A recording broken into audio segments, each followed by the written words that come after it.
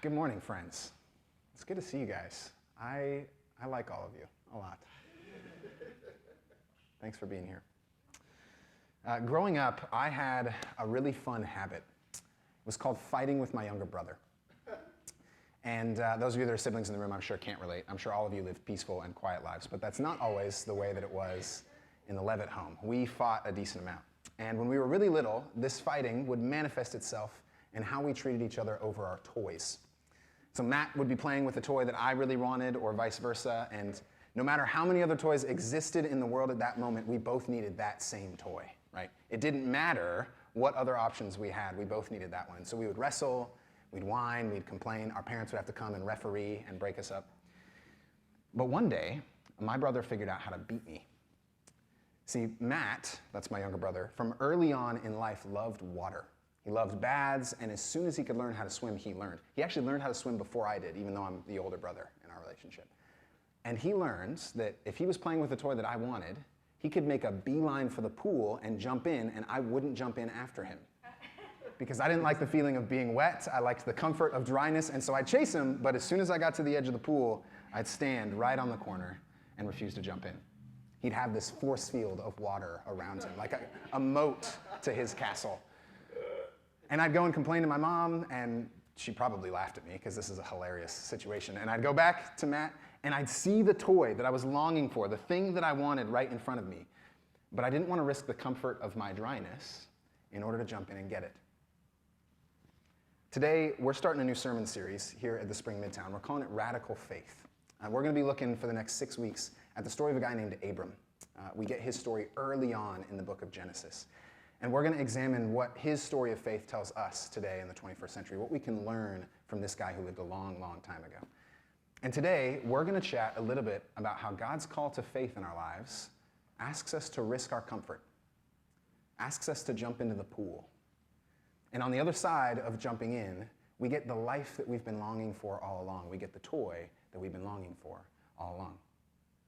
Turn with me in a Bible, if you have one, to the book of Genesis. It's right near the beginning, the first book of your Bibles, so don't flip too far. We're going to be reading from Genesis chapter 12, verses 1 through 9. We're also going to have the verses up on the screen if you don't have a Bible with you. Genesis 12, 1 through 9.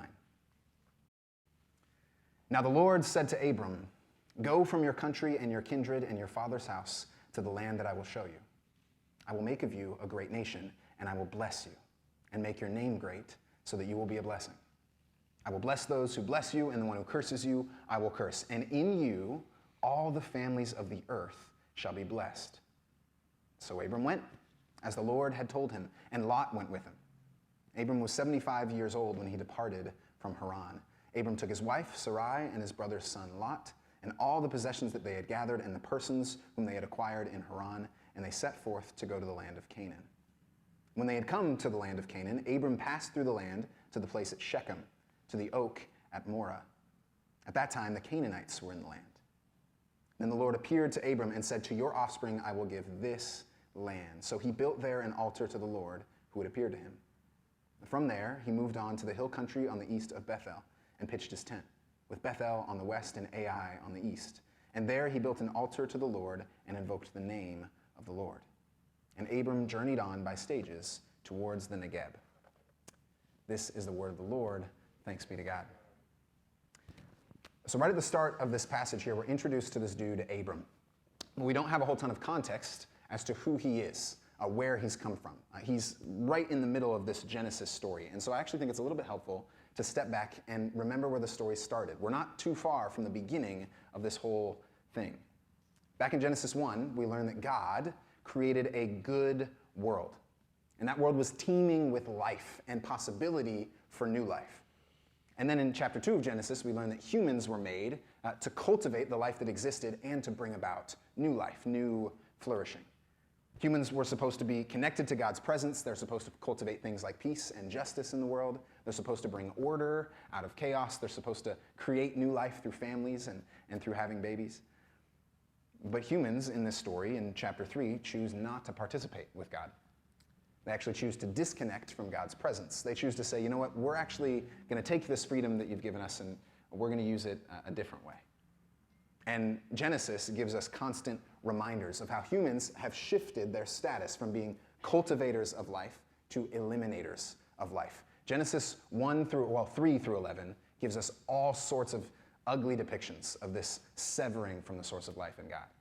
We get things like murder, evil runs rampant. And this sort of stuff happens all throughout the New Testament as well. And that can make us a little squeamish sometimes in our modern world. I know many folks who read the Bible and think, how is this happening in a holy book? This seems really evil, really dark. But we have to remember that these narratives are meant to be descriptive, not prescriptive. They're not supposed to tell us how things are to be. They're supposed to tell us how things are. And they're supposed to remind us that those things are not the way that they should be. They're supposed to point us back to that Genesis 1 and 2 picture. We're learning all throughout the violence in Genesis that humans have forgotten the partnership with God that they were made for. They've disconnected from the source of life, and in doing that, they've emphasized their own power, their own control, and it's led to death.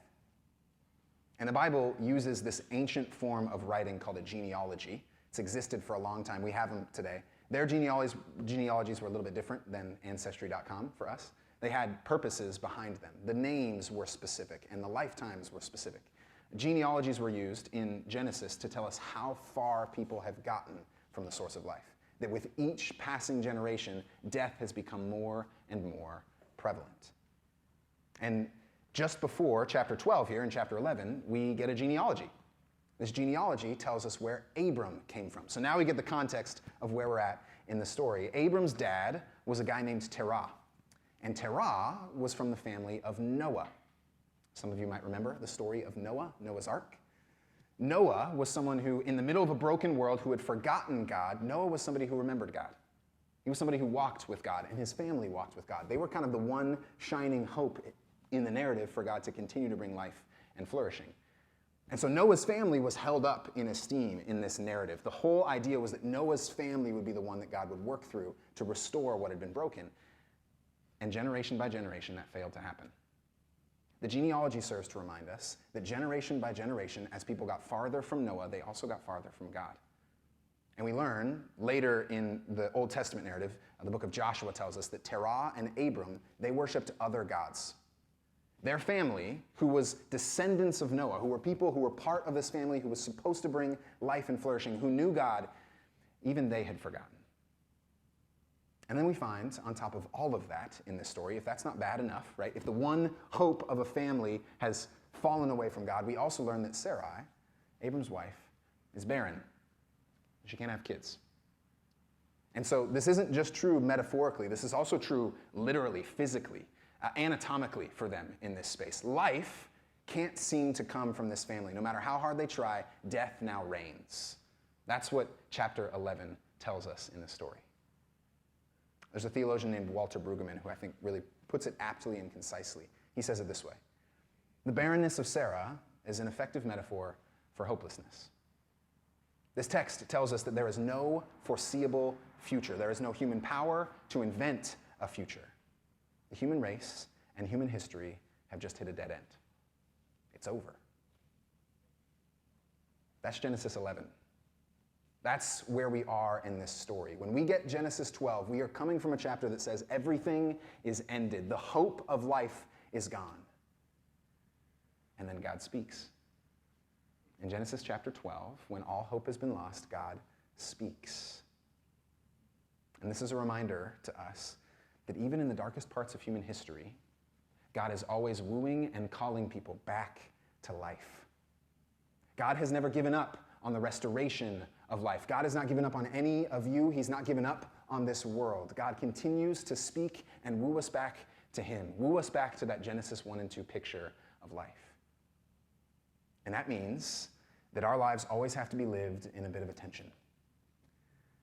Because when we look around the world, it seems like it's full of irreparable brokenness.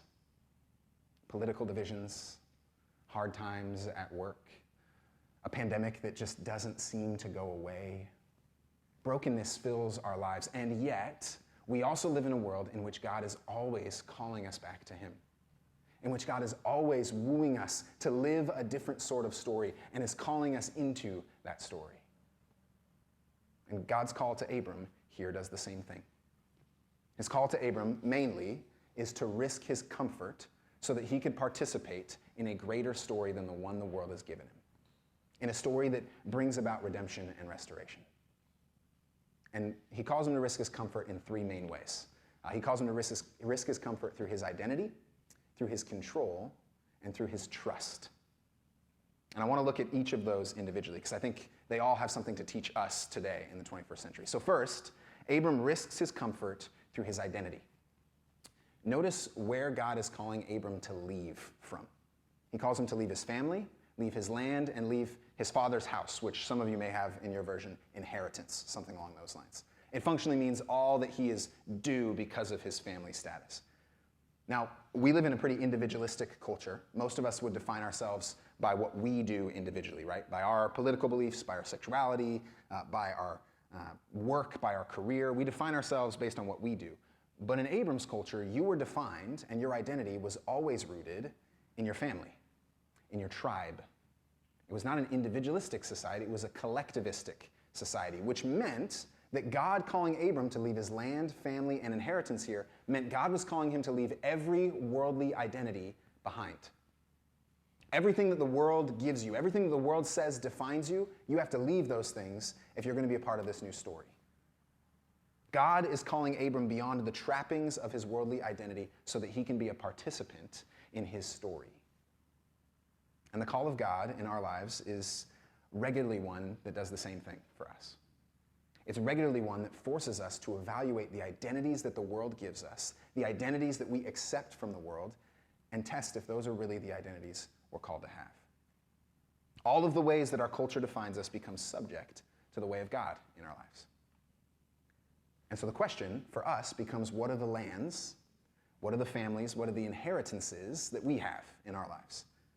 That is, what are the cultural identity markers that keep us, that stop us, that hinder us from participating in God's story of redemption and restoration? Maybe it's our wealth, right? Maybe it's our political party. Maybe it's our career. Maybe it's just simply the comfort of living in the Western world, where most of us are wealthier than most people have been throughout the rest of world history. If we have any cultural identities that hinder us from following Jesus or keep us from living the life we were made to live, God has called us to leave those things behind, just as he did Abram. And Jesus calls us to this as well. You guys might remember the story of the rich young ruler. This is one that we learn in the book of Mark. Jesus encounters a young man who's fairly wealthy. And it was probable that his family was wealthy as well, right? His identity was very clearly tied into his status and wealth in his culture. And this rich young ruler comes up to Jesus. And he says, "What must I do to inherit eternal life?" Jesus says, "Interesting. Well, live out the Torah. Live with God. Follow God, know him, and live out these commands, and then you'll get life." And the rich young ruler responds, "Well, I've done all of those things," which is curious, right? If he knew what he had to do to inherit eternal life, and he chose to do it, why is he asking the question here? He's implying that checking off the moral checklist and having the right worldly identity and status wasn't enough. He realized after doing all of those things that he still had this deep inner longing to know God and walk with God. And so he says, "I've done all those things," and Jesus says, "Oh." And one of my favorite authors, Emily, reminded me of this last night, Henry Nouwen. He says that Jesus looked on him with love. And Jesus said, "Give away everything you have. That's the one thing that's left for you. Give it all to the poor and follow me." Because Jesus knew that no matter what that man did, no matter the moral checklist that he checked off, his identity was still wrapped up in his wealth. It was still wrapped up in what the world said about him. And the rich young ruler walked away discouraged because he realized that following God was not simply compartmentalizing my religion. It was a giving over of myself to a restorative power in my life that changes every part of who I am. There's a guy named Frederick Buechner who puts this really well. I've been hooked on Buechner lately. He says this: "You cannot become human on your own. Surely that is why, in Jesus' sad joke, the rich man has as hard a time getting into paradise as the camel through the needle's eye, because with his credit card in his pocket, the rich man is so effective at getting for himself everything he needs that he does not see that what he needs more than anything else in the world can only be had as a gift. He does not see that the one thing a clenched fist cannot do is accept. And it's only in giving up his worldly identity that Abram actually can receive the life that God has for him. It's only in giving up all of these trappings of the world that define him that he can actually start to get the life that he was made for. And it's the same thing in our lives. We have to ultimately give up our worldly identities. We have to give up the things that we're clenching our fists around so that we can receive the life that God has for us through his redemptive and restorative work in his Spirit. And that's hard to hear. It's a hard teaching. That's why the rich young ruler walked away discouraged, right? Because this means that we have to give something up. We do. We have to give something up to follow Jesus. But notice, on the other end of Abram giving those things up here, he gets something as well. We have this weird thing in Christian circles or in our understanding of Christianity that thinks that Jesus has just arrived to get rid of things in our lives. He's just arrived to pull the rug out from under us. And all the things we really want or like to do, the ways our hearts and minds go, Jesus is trying to rob us of those things. But that's not the story. Jesus is actually saying those things that you're holding on to, the things that you're grasping tightly onto, that's not where real life is found. And I have real life for you, but you have to give those things up. You can't hold both of them in tandem.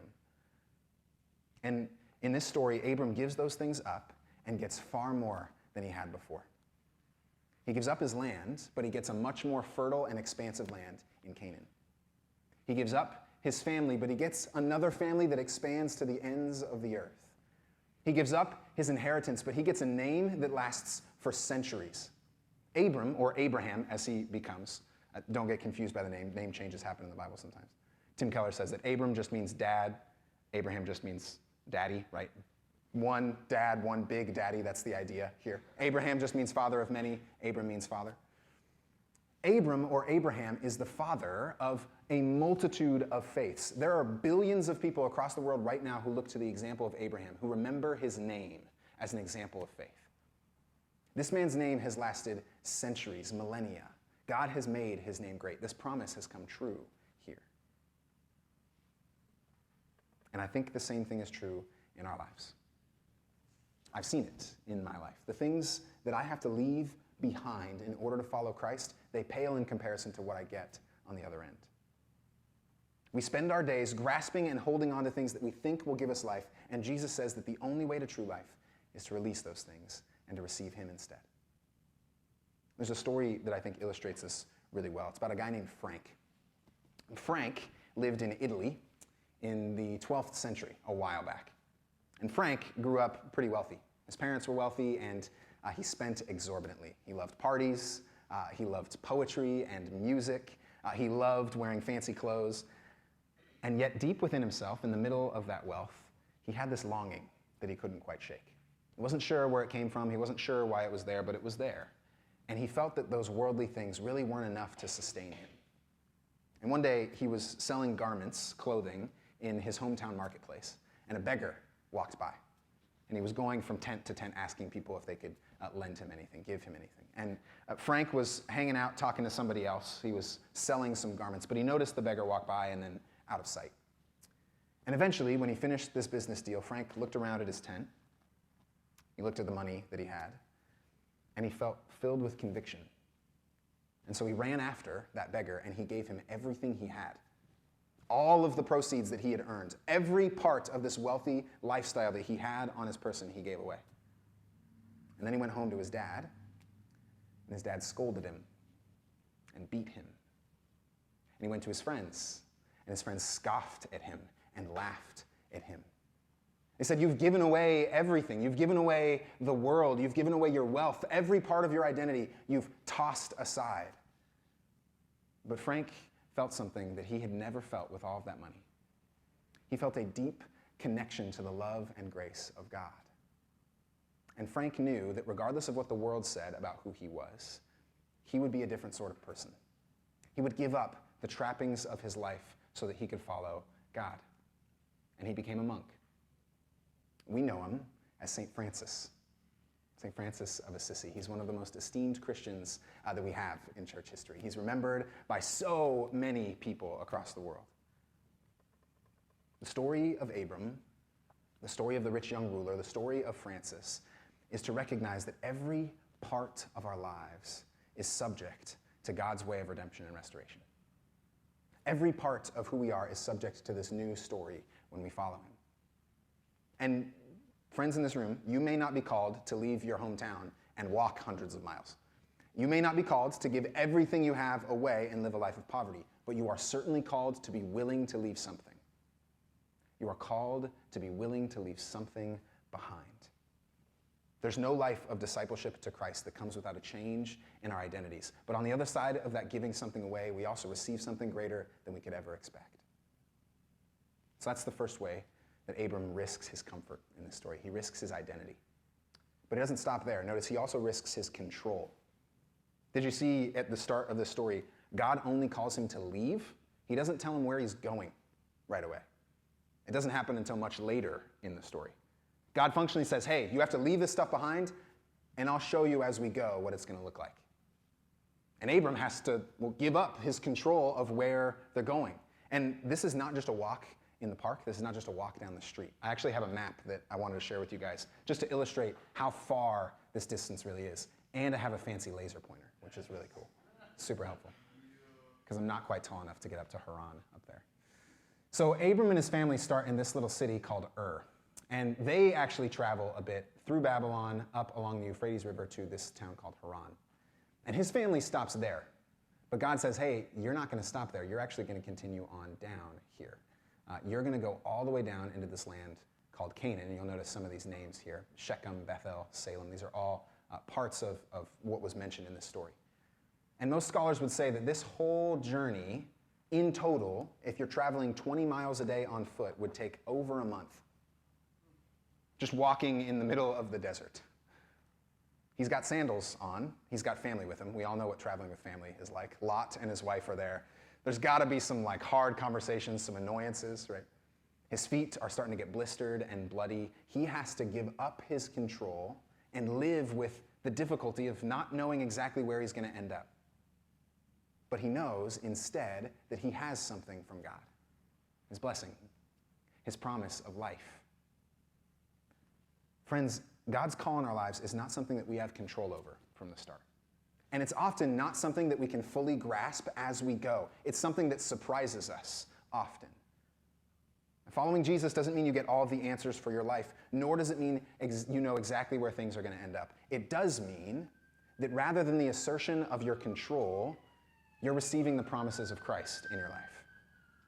You're receiving promises of love and grace, of abundant life, of a community of people who get to walk with you in it. And I know this from my own walk, friends. And if you want to chat with me, if you want to get coffee and hear a bit about my story, I'd love to hear your story. But I can attest to this in my life. Even the partially unknown path with a good and gracious God is greater than the well-worn way of the worldly status quo. Even the partially unknown path with a good and gracious God is greater than the well-worn way of the worldly status quo. And I know that we tend to resist this. I tend to resist this in my life often because I love control. We tend to say things like, I'll follow God as long as I still get to spend my money on the thing that I like.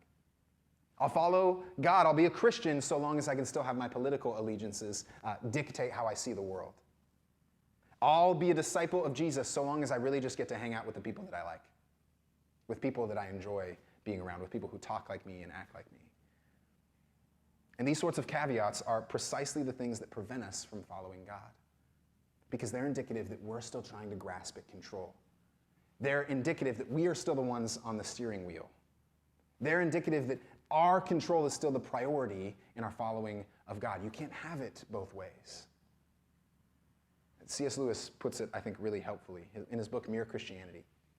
He says, the terrible thing, the almost impossible thing, is to hand over your whole self, all your wishes and precautions to Christ.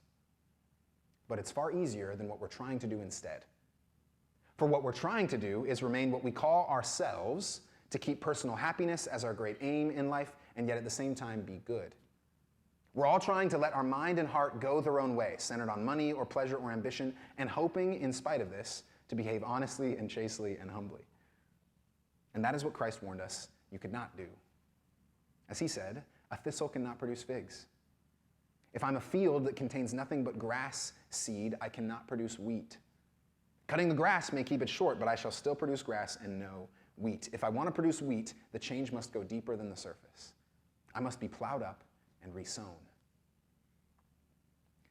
When we attempt to both receive the call in our lives, but then still hold on to control over the things that we really like, over the things that our heart and our mind are drawn to, then we're trying to grow wheat from a grass field. It can't happen. That's not how life works. You can't be split here.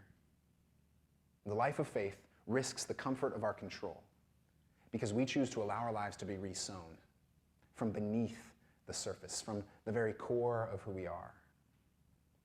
And that sort of control that Abram gives up, it's not just about the destination he gets to. He also has to give up the control of how long this blessing will take. In verse 7, we hear that this blessing is going to extend to all of the families of the earth, which inherently means that Abram won't get to see it. It's going to have to be generations upon generations after he's dead if this comes to fruition. And so Abram not only gives up his control on where they're going, he gives up his control on exactly how long that's going to take. He doesn't get to know exactly when God is going to bless him or how God is going to bless him. He only gets to know that God will. He only gets to know that God's love and grace will sustain him, that this new identity and new story he's stepping into will last. And that's a thing that we have to face on a daily basis. We have to face that our individual actions, the short-term things that keep us tunnel vision, that those actually don't define the bigger story. That God is working in ways well beyond our ability to see. And he's doing that when we change diapers. He's doing that when we wash dishes. He's doing that when we have to deal with death and divorce. He's doing that when our coworkers and our managers aren't really treating us very well. He's doing that when injustice reigns in the world. Those short-term things can distract us from the long-term blessing of God. And so we have to ask ourselves, if we're going to follow Jesus, questions like this. Do we trust that our lives are being caught up in a story larger than our immediate difficulties? Do we actually believe that our faithful actions in the day-to-day, while they might seem like wandering and mundane, while they might produce blistered feet in our sandals, do we trust that our daily actions are actually contributing to Christ's story of redemption and restoration? Do we really believe that that's happening? Abram believed. He trusted in God's character. In the middle of this difficult journey, he chose to say, here's my control. Because my control has led me to Genesis 11. My control has led me to a world that's broken and dark and decaying. And so God, I trust you, the one who started this whole thing, the one who knows what life is, the one who is the very source of life. I trust you to bring it. And I trust that I'm going to walk with you every day and keep experiencing that anew all the time. And so that's the second way that Abram relents. He risks his comfort here. He gives up his identity, he gives up his control, but there's a third thing he does here as well. He risks his trust. And this actually is the foundation of everything that Abram does. None of this journey happens unless Abram first trusts that God's going to show up. Notice, this whole thing is based on God's gracious initiative. There's nothing that Abram has done to deserve the blessing and promise of God. Just a chapter before this, he was worshiping other gods.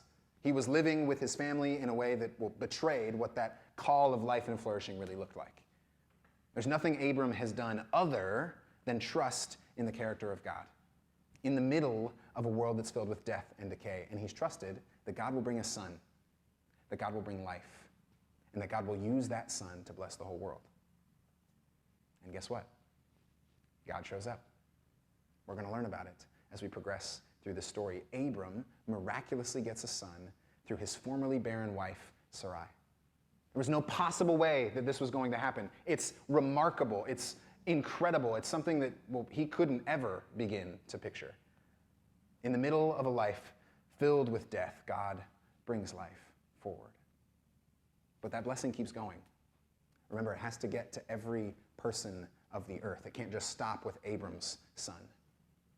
And so there's another son, a son in Abram's life that comes generation after generation after generation past him. It's the son of Abram and the son of God. His name's Jesus. And that's where our connection to Abram comes in.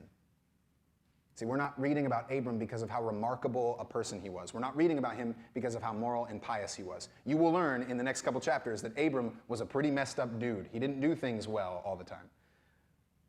Instead, what we're learning in this story is that God continues to work through those broken lives to bring redemption. That God, in ways that we can't see, is always at work in a different sort of story. And so Abram becomes our example because he chose to have faith in God's character. Because he chose to trust that God would bring a son and that God would bless the whole world through that son. And we're left with the same choice, friends. Because we live in a world of death and decay. We live in a world that is unfair and unjust. And we're all looking for a life beyond how the world defines us. We're all looking for a life that gets beyond the trappings of our worldly identities. And God has called us to trust in a son as well. Just like Abram did. God has called us to trust in Jesus, to receive the life that we were made for. Jesus, in this story, he's the culmination of that blessing to the world. This whole thing points to him. Jesus is the one who brings life to all things, who redeems every part of the cosmos so that we can experience life, so that we can proclaim that life to the world, and so that everything in our world can be healed. And so we're called to risk the comfort of our worldly identities, to risk the comfort of our control, and to choose to trust that life in Jesus is really the life we are made for. We don't become Christians to win God's favor.